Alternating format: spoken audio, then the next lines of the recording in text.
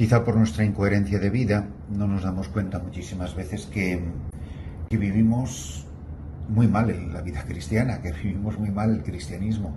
Y esto no solamente le puede pasar a sacerdotes, a obispos, a religiosas y por supuesto a los seglares. Nos pasa a todos, nos puede ocurrir a todos. Y la palabra de Dios de esta mañana, de este pasaje de los Hechos de los Apóstoles, que simplemente nos va haciendo la lección continua de todos estos días, de todos estos incidentes que van viviendo, primero nos recuerda lo difícil, lo dura que fue la vida de la primitiva comunidad, lo que la gente sufrió por ser coherente con su fe en Cristo Jesús, por ser cristianos, por tomarse en serio su fe católica. Nos tiene que llamar la atención que acaban de salir de la cárcel, han vuelto a irse a predicar, les mandan callar, no se callan, y hoy aparece que la Iglesia está otra vez presa. O sea, toda la jerarquía de la Iglesia, los sucesores de los apóstoles, los primeros creyentes, por supuesto, Pedro y los demás, están todos presos. Pero yo me imagino a la Iglesia católica de hoy, yo me imagino a un obispo en España, en República Dominicana, a un obispo yendo a la cárcel por defender el Evangelio, por proclamar el Evangelio. Muchas veces miramos lo que está pasando en China, que como es en la China, pues es una especie de cosa muy rara, y luego vete tú a saber, porque ahora ya pues están admitiendo a los obispos nacionalistas, ya todo eso es un caos. Pero yo me imagino a un obispo que yo conozca, a un sacerdote que yo conozca, que esté en la cárcel por defender las enseñanzas de la Santa Madre Iglesia, que esté en la cárcel por sufrir persecución. Yo hace no mucho tiempo, un par de años, me leí la vida, la autobiografía de Nelson Mandela, que no es precisamente un ejemplo de vida cristiana, por supuesto. Un hombre que se ha pasado 27 años en una celda de 2,5 metros por 2,5 metros por defender sus ideas y liberar a su pueblo del racismo, del apartheid. Hoy aparece la Iglesia Católica en la cárcel. Y el sumo sacerdote, es decir, podría parecer como que están desafiando a las autoridades religiosas de su tiempo. El sumo sacerdote es lo más grande que hay en nombre de Dios para su pueblo. Les dice: no os habíamos prohibido formalmente enseñar en nombre de ese, que ni siquiera se atreve a decir la palabra Jesús o Jesucristo, en nombre de ese, como si no fuera nadie. Es decir, el problema ya lo habíamos resuelto, le hemos crucificado, lo hemos enterrado, y ahora resulta que el problema continúa porque vosotros os habéis empeñado en seguir enseñando su doctrina y enseñando sus enseñanzas. Os habíamos prohibido formalmente, sois unos desobedientes. Imagínese un obispo, imagínese un sacerdote que le llaman desobediente, el sumo sacerdote, por haber llenado el mundo del nombre de Jesús, enseñar formalmente el nombre de ese. Bueno, pues es una cosa tan contradictoria, nos debería de parecer una cosa tan contraria a lo que estamos viviendo hoy en día, que nos debería de ser sorprendente, es preocupante. Entonces, la palabra de Dios tiene que despertar nuestro corazón, y sobre todo, más que nuestro corazón, que eso lo suele tener la gente bastante despierto. Lo que tiene que despertar es nuestra conciencia y nuestra coherencia de vida, sobre todo también en los que somos ministros ordenados, que somos los que tenemos mayor responsabilidad. Y en este momento les hace el sumo sacerdote la mayor alabanza que se le puede hacer a un apóstol, a un obispo, a un sacerdote o a la Iglesia en general. Y sin embargo, habéis llenado Jerusalén de su enseñanza. Pero por el amor de Dios, que no quisiera que le dijeran a un párroco: has llenado la parroquia del Evangelio. Imaginaros que le acusaran a un obispo de has llenado tu diócesis de la enseñanza de Jesucristo. Eso como una acusación. Vamos, mayor alabanza que se le podría hacer, el mayor honor que me parece que a mí misionero me podría tocar es que alguien me acusara, como una verdadera acusación, me acusara de haber llenado el mundo del Evangelio. Y ese es el motivo de su castigo y de su condena. Y no solo eso, son tan conscientes de lo que están enseñando los apóstoles que dice el sumo sacerdote: ¿queréis hacernos responsables de la sangre de ese hombre? Lo cual dice una cosa muy interesante, porque ahora resulta que ya nadie ha matado a Jesús. Ni los judíos mataron a Jesús, ni los romanos mataron a Jesús. Resulta que Jesús lo mataron nuestros pecados. ¿Por qué murió Jesús? Es diferente. Pero ¿quién mató a Jesús? Son dos cuestiones que no son exactamente lo mismo. Y a ver si llamamos a las cosas por su nombre. A Jesús lo mataron los romanos, instigados por los judíos. Eso es historia. Jesús entrega la vida por la salvación del mundo. Pero no nos olvidemos, a Jesús no lo mataron los suecos, ni lo mataron los esquimales. Lo mataron el pueblo judío. ¿Que no se le puede hacer al pueblo judío, como dice el catecismo, responsable colectivamente? Bueno, por supuesto, porque son la gente de ese tiempo, fulano, mengano, el pecado es una realidad individual. Ahora, que no vengan diciendo que los judíos de ese tiempo no mataron a Jesús, porque ya es negar la evidencia. Pero como tenemos esta especie de mito con los judíos, a los que tenemos que tener en una especie de vitrina ensalzados de no sé qué manera, y entonces, esto no es lo que dicen los apóstoles. Los apóstoles los primeros son judíos, pero les están diciendo a los sumos sacerdotes, a los líderes del pueblo judío: vosotros le matasteis, vosotros le colgasteis de un madero. Mira cómo Simón Pedro no está diciéndoles: no se preocupen, ustedes no tienen la culpa porque Jesús murió por nuestros pecados. No, él lo dice muy claramente: este Jesús a quien vosotros colgasteis de un madero. Y no dice nosotros, dice vosotros. El que no esté de acuerdo con lo que yo os estoy predicando, que corrija los hechos de los apóstoles, y yo digo lo contrario. Entonces, aquí aparece la realidad más importante, porque dice el apóstol, y aquí este es el corazón de esta homilía, de la palabra de Dios de esta mañana: hay que obedecer a Dios antes que a los hombres. Y dice Pedro: porque Dios resucitó a Jesucristo, a quien vosotros colgasteis de un madero, y lo hizo por dos motivos. Dice: para nuestra conversión, para la conversión y para el perdón de los pecados. ¿Para qué ha resucitado Jesucristo? ¿En qué se nota que yo creo en que Jesús está resucitado? En que la alegría de la Pascua, en la liturgia bullanguera, en el guitarreo, en los sentimientos. Por eso dije, el problema no es del corazón. Si la gente tiene el corazón muy entretenido y muy ensalzado, la gente te dice, la gente es tan increíble que te dice: no me ha gustado tu homilía. Pero si la homilía no es para que a usted le guste. ¿Cuántas veces a los sacerdotes nos han dicho: pues a mí no me ha gustado su homilía? Viene la gente a la sacristía y te lo dice tan ricamente. Otra vez te dice: me ha encantado su homilía. Yo muchas veces le digo a la gente: pero si mis homilías no están para que a usted le encanten. Mi homilía está para las dos cosas que ha dicho el apóstol: para tu conversión y para el perdón de tus pecados. Si te gusta o no te gusta es irrelevante. Lo único relevante es que cambie tu vida. Párate a pensar por qué no te ha gustado la homilía. Porque a lo mejor la culpa no la tiene el predicador, a lo mejor la culpa la tienes tú que no quieres cambiar.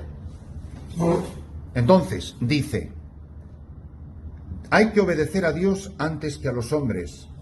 Nosotros somos testigos con el Espíritu Santo que el Padre da a los que le obedecen. Es decir, a nosotros se nos ha dado el Espíritu Santo para que obedezcamos los mandatos de Dios, para que seamos testigos de la Pascua y para que invitemos a los hombres de todos los tiempos a la conversión y al perdón de los pecados.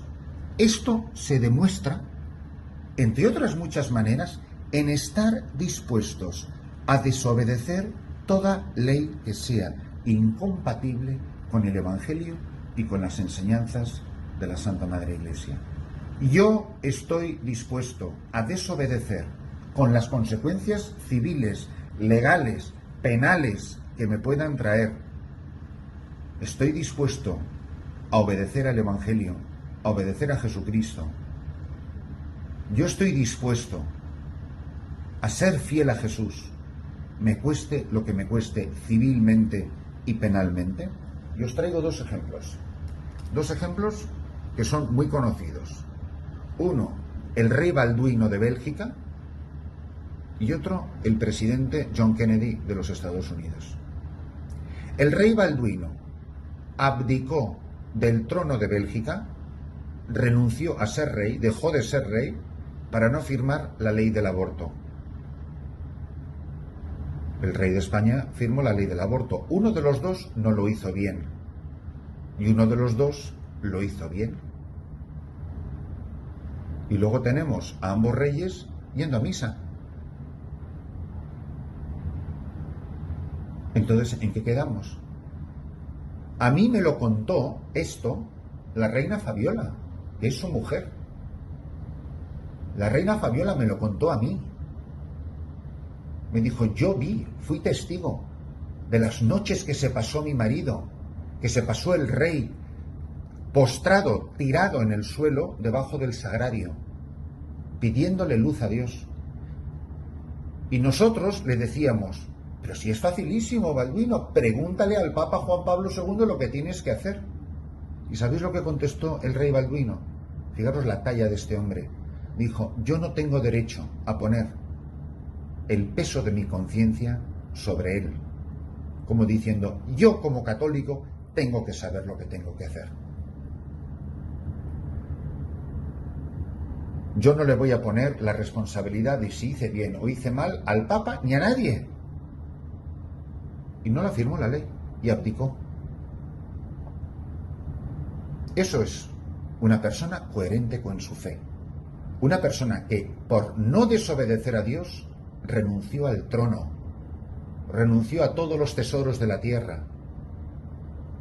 ¿De qué te sirve morir, que te hagan las pompas fúnebres de un funeral de Estado, que te lleven en carroza con cañones y con soldaditos vestidos de colorines? ¿De qué te sirve? Si al final te has avergonzado de Jesucristo, te has avergonzado del Evangelio, te has avergonzado de tu fe católica. Y a mí esto me lo contó ella. Dice que él no pasaba por ahí. Nunca hizo nada como gobernante que pudiera de ninguna manera ensuciar su nombre de católico. El otro ejemplo, el presidente John Kennedy, que no me lo contó personalmente, porque yo era muy pequeñito cuando él era presidente y lo mataron, pero él dijo clarísimamente, para ganar votos para su campaña, jamás mi fe católica interferirá en el gobierno de los Estados Unidos o en el ejercicio de mis funciones, etc. Un hipócrita y un cobarde y un pésimo católico.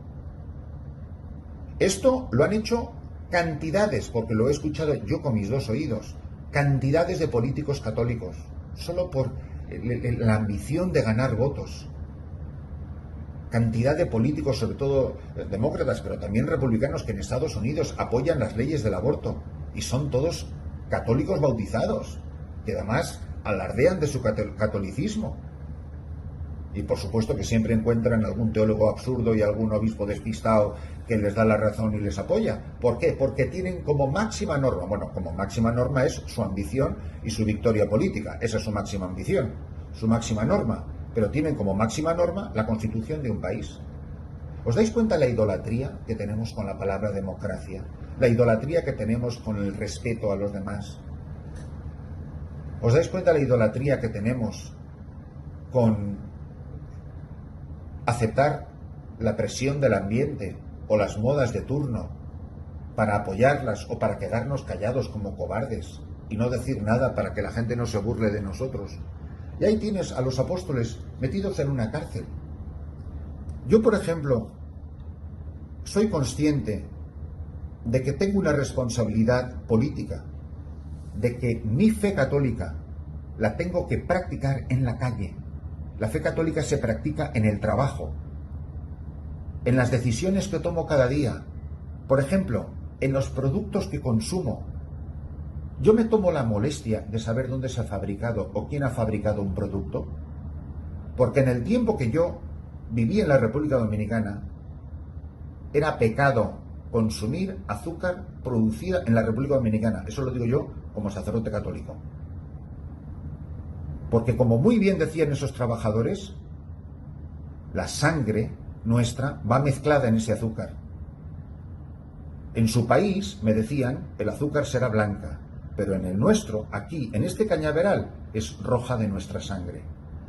Y la gente venga a echarle azúcar al café. Y digo un ejemplo del que sé que no me puedo equivocar.